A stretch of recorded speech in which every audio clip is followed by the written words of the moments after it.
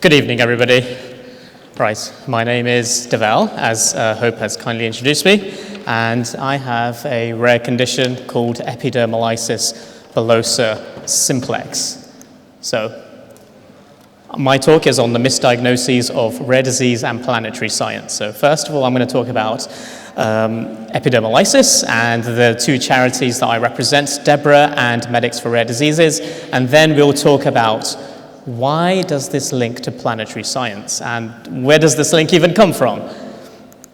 So, what is EB? It's a group of very painful genetic skin condition. So the keratin gene is mutated, so the epidermis, the top layer of the skin, is very weak. So I get blisters if I walk a lot or do a lot of stuff with my hands. I sometimes go in a wheelchair. I haven't got my wheelchair tonight, so that's a very bad move by me. Oh well. So, yes, that is me actually. It's very cute, am I right? So, yeah, people with EB live in lots of pain. There are 4 different sort of types of EB. I have simplex. There is also junctional, dystrophic, and Kindler. My specific mutation, there are only 10 known cases in the world. So we are at CamRARE. I am a rare person, I guess. And there we go. So what is DEBRA? Well, what DEBRA do is they raise awareness for EB. We also continue to provide lifelong support for people with EB and, of course, their parents and family and friends. And we also try and find effective treatment that will, try and improve quality of life and drug repurposement. And we are trying to seek cures for EB. There is no known cure as of yet. So what we also do is provide community support in terms of advocacy, in terms of information, also financial grants and mental health support, some respite opportunities, and we also help every life stage, and we have partners in the NHS. And the second charity I'm a part of is Medics for Rare Disease. Is Lucy Mackay here? No, okay, that's fine. So she's the CEO of Medics for Rare Disease, and why I became an ambassador is to raise awareness of EB and within the medical community itself. So for the past 2 weeks, I have done some Q&A sessions at UCL medic students to raise awareness of EB for to get them sort of informed on EB does exist, and so I also now try and tackle delayed or the misdiagnoses of medical conditions and therefore reducing the diagnostic odyssey.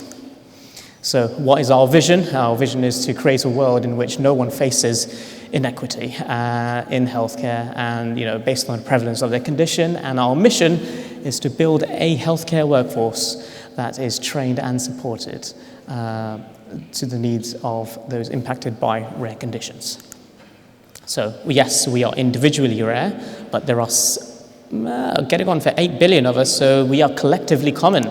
So that's about 3.5 million people in the UK with a rare condition and about 300 million globally. So I think if anybody has experienced delayed misdiagnoses or just misdiagnoses in general, as I have, because it took me 5 years to diagnose me with EB. It has been a long journey, and I hope to reduce this for other people sometime in the future. So, these are the common challenges: the lack of information, misunderstanding within the medical community. There's delayed misdiagnosis, management plans. There's also uncertainties within the patient and the families as well, and there's also stigma, and rare diseases can be invisible. So why this link to planetary science? So first of all, planetary science is the study of the planets and moons. I should actually point out that I do have a master's in planetary science. That's why I'm talking about planets, and it's not just random, okay? I have been involved in the discovery of a planetary system. My name is on the published paper. I'm just going to put that out there. Thank you. Yes, thank you. And for my master's thesis, we we confirmed that a planet is on a misaligned orbit, so it orbits the pole of the star instead of the equator. Anyway, so The planetary science is the study of planets and moons, and more specifically, the interiors of planets, planetary atmospheres, if it does have an atmosphere, if it has a surface, so we also try and find out about its geological processes, and exoplanets. Exoplanets are planets that orbit other stars outside our solar system. So, what is the definition of a planet? It has to be round, so it can't be potato-shaped. It has to orbit the sun, and it has to be the most dominant object in its orbit. That means Pluto is not a planet. You see, I know, there you go. That's probably the most controversial thing someone is going to say tonight. So, Pluto meets, is it round? Yes, Pluto is round. Does Pluto orbit the sun? Yes, it orbits the sun.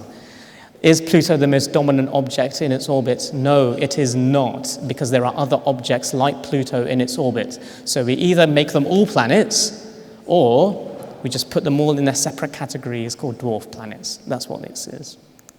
So there are different methods of discovering exoplanets. One of them is called the transit method. And the transit method involves looking at a star's light. So this is a little animation from the NASA website. So if a planet is going around its star and we are collecting the light, you can see that there will be a dip in the star, in the light. And every time a planet comes around, that means there's going to be, a dip.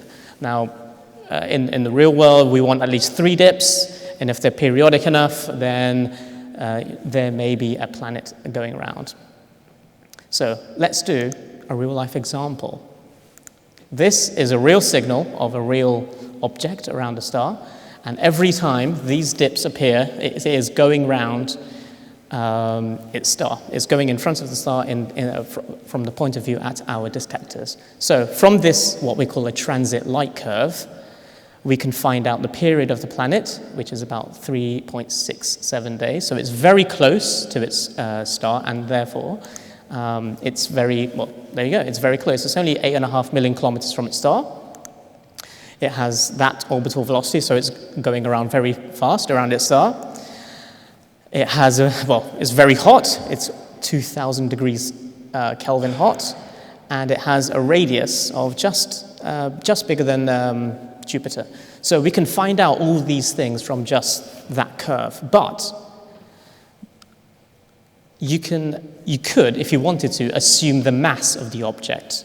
So it could be 1 Jupiter mass, but it isn't. You see, this is where the connection between misdiagnoses and planetary science comes in from. You cannot just assume something if you can't measure it. Just because it's similar, or what you'd expect, you can't just assume it's 1 Jupiter mass, just because it's around 1.3 Jupiter radii.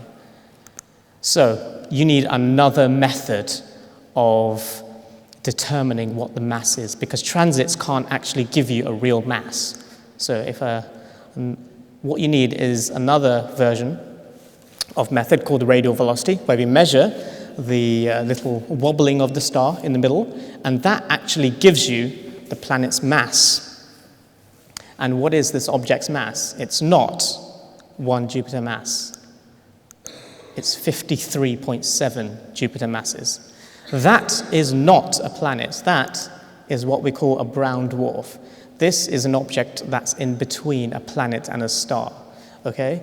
So unless we didn't do that measurement, we would have never have known that this wasn't a planet. In the same way, in diagnosing rare disease, if you only choose one method of diagnosis, you may completely miss something that method just doesn't cover.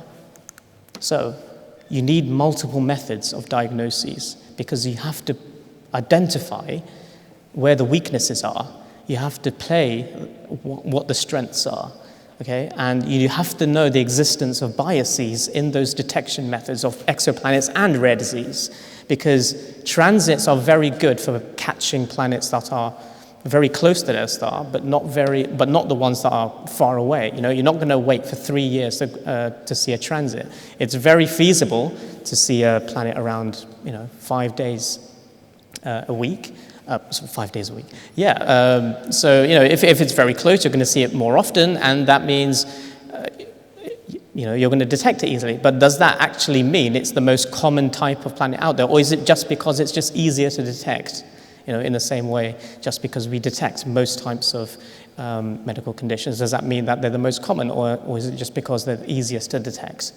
So each rare disease, like a planet, is unique. I think we can all agree on that. And, like exoplanets, rare diseases are collectively common. That we've only found about 5,700 exoplanets at the moment. However, there are billions and billions of exoplanets waiting to be discovered. So we are all special. We are all one. Thank you.